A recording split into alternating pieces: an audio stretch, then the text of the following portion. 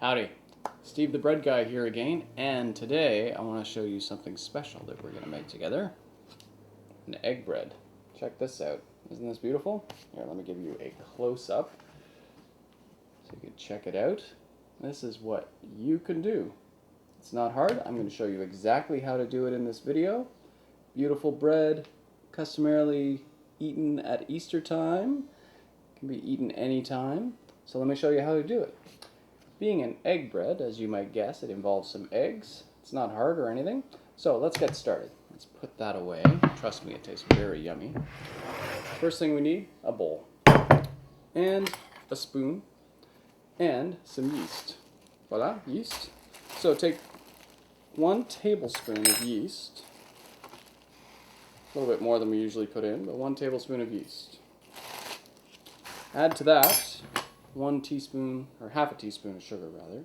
So half a teaspoon of sugar. And we need half a cup of warm water. Now, how warm does the water have to be? Warm enough to stick your fingers into the tap without them burning. Basically, you want it to just start to hurt. Just at that edge of tolerance. That means it's around 104 degrees Fahrenheit, and that's the right temperature. So, half a cup of water goes in. Give it a stir. And now we're going to set it aside as we get the egg stuff together. So, put that over there. Now, for the eggs, what we need are 4 eggs in all. And we're going to do it in 2 steps. So, first, 2 whole eggs. 1, 2. And then, because egg bread is yellow, as you can tell from my lovely egg bread here, right? That nice yellowy color, which is also true on the inside. It comes from egg yolks. So we're going to crack a couple of egg yolks, leaving the whites behind, which we'll use later.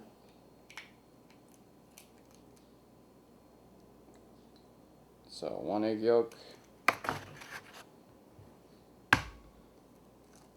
And another one. And it's not a big deal if you get a little bit of white into it. It's okay. I mean, there's already egg whites in there from the first 2 eggs, so it's not going to make any difference chemically. This is really just for a color balance kind of thing. Okay, so we've got the eggs in there, and then next we need about 2 tablespoons of honey. This is definitely a sweet bread. So 1.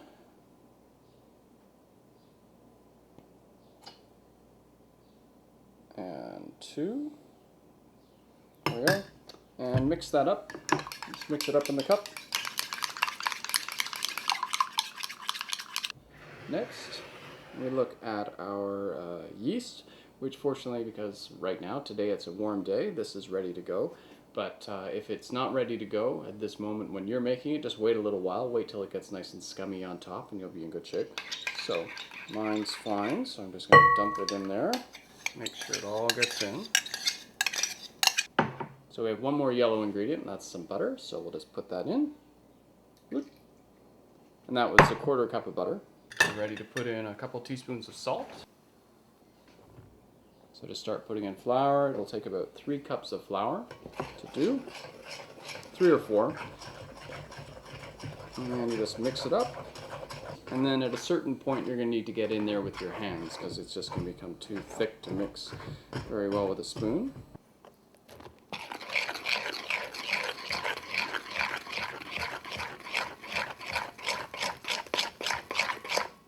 This is a great bread for Easter. Okay. And then it's time to get our hands dirty. But that's okay. I mean, it is bread after all. And using your hands is the best way to know at what stage the bread's at, whether it's got the right consistency or not. This won't be a very big ball compared to some of the other breads which I've shown you how to make, but ironically it turns into a huge loaf. This really, really puffs up.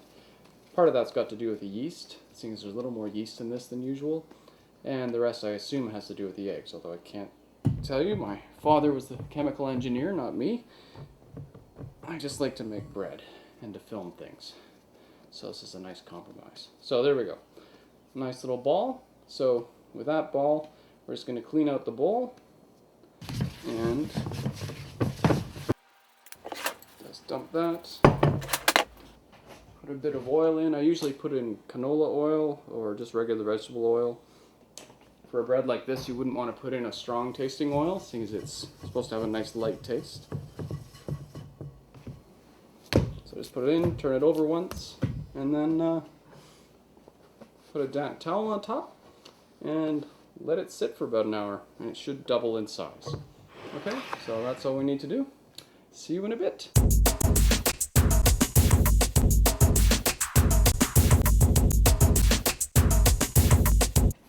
Okay, so the egg bread has been rising now for about an hour and a bit, and it's a warm day, so it's risen really nicely. As you can see here, it's nice and full. It's about halfway up the bowl, easily doubled in size, so that's good. So I'm just going to punch it down now.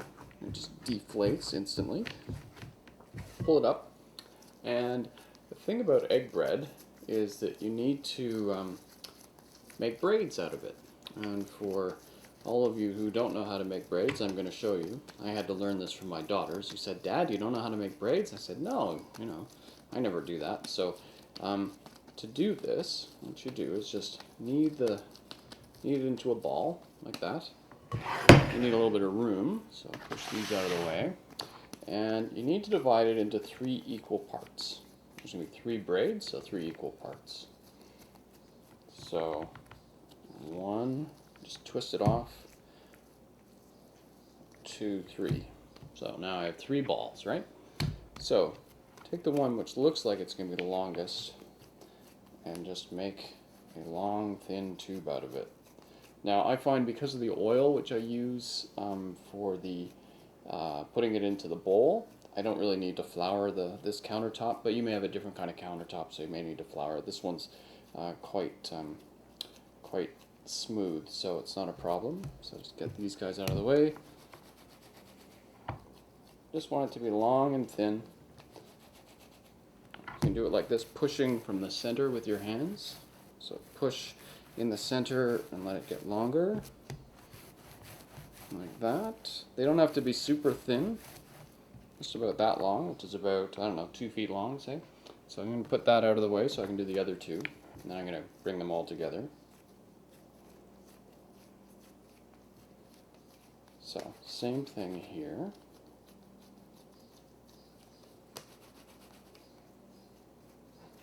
Squeeze it till it gets longer and longer and longer. These are great breads to make around Easter time, and they're always a big hit when you take them to dinner parties. So if you want to be popular with your friends, this is a really good one to bring.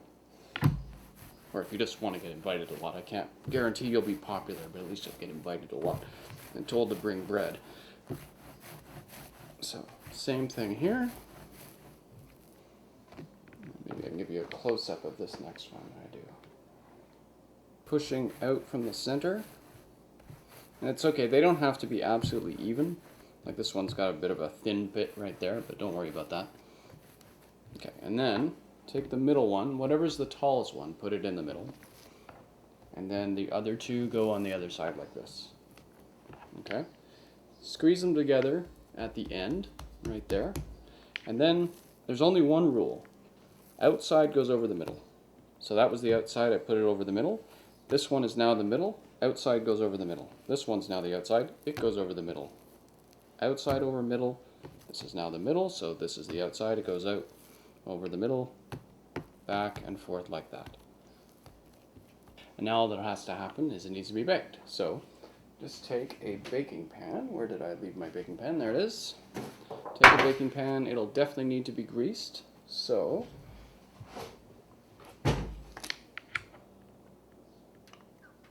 and this will need to rise for about an hour. There we go, so it's all greased. Just make sure it's pinched there. Put it on like that. You might want to put it on a bit of an angle, seeing as if you've got a small baking pan, because these things really grow in size. They really puff up, and they don't stop puffing up when they get into the oven. They'll sometimes go like half again as big. They can be just huge, like that high. So just make sure you've got a pan that's big enough that's got at least an inch on either end of its longest edge of the bread, and you should be all right. And then all you have to do is cover it up, leave it for an hour or so, as I said, and we'll come back and we'll show you the last few steps before we put it into the oven. It's going to be great.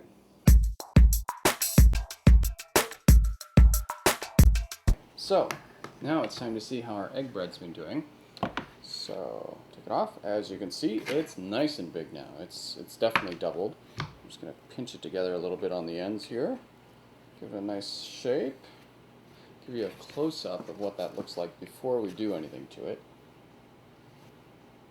These things rise really nicely. And now, to give it a really special look, what we're going to do is we're going to brush it with some of that egg white that's reserved from earlier in... Remember when we first cracked those eggs to make the original egg mixture, we had a couple of egg whites left, so I'm just going to brush that on here. Oh. So just put some sesame seeds on top, which looks really nice when it bakes. And the sesame seeds, they're just a nice look. It doesn't really do anything for the taste, but it looks really nice. I normally do breads at 400, but that'll burn this one for sure, as I've learned from experience, so you don't have to. Do it at 350 and it'll turn out very nicely. Set it for around between 12 and 17 minutes. I would check it at 10 just to make sure. Okay, so I'm going to put it in the oven now. There's the timer. It's been about 13 minutes, I guess? Yes, and it's set to 13 minutes and it's beeping, so let's take a look. Et voila! I told you to get big. Look at that beauty. Absolutely huge. I'll give you a nice close-up shot of that. Nice, beautiful brown, yellowy brown. Isn't that beautiful? Just gorgeous. Sesame seeds on top. People will dig into this and not stop until it's all gone. I've seen these things just disappear at dinner parties over and over again. Now, it's getting hot on my hand, so I'm just going to grab something to put underneath. There we go. So, that's how you do an egg bread. It's not hard at all. It looks fantastic. Tastes great. It's good as toast the next day as well. Now, if you're wondering, halfway through or part of the way through, whether it's really done, it's looking good, but you're not quite sure if it's done, the way to be sure is just to put a knife into one of the cracks of the folds. Just go like that. And pull it out, and as long as it's clear, everything's fine. If it comes out a little gooey, then it still needs a little more time. But if you put it at 350, there should not be any problem at all. That's enough time to let the insides cook and the outsides to get this nice golden brown. So, there you have it. Hope you'll try it. It's not hard. It looks beautiful. Everyone is going to be very happy in your household if you make it.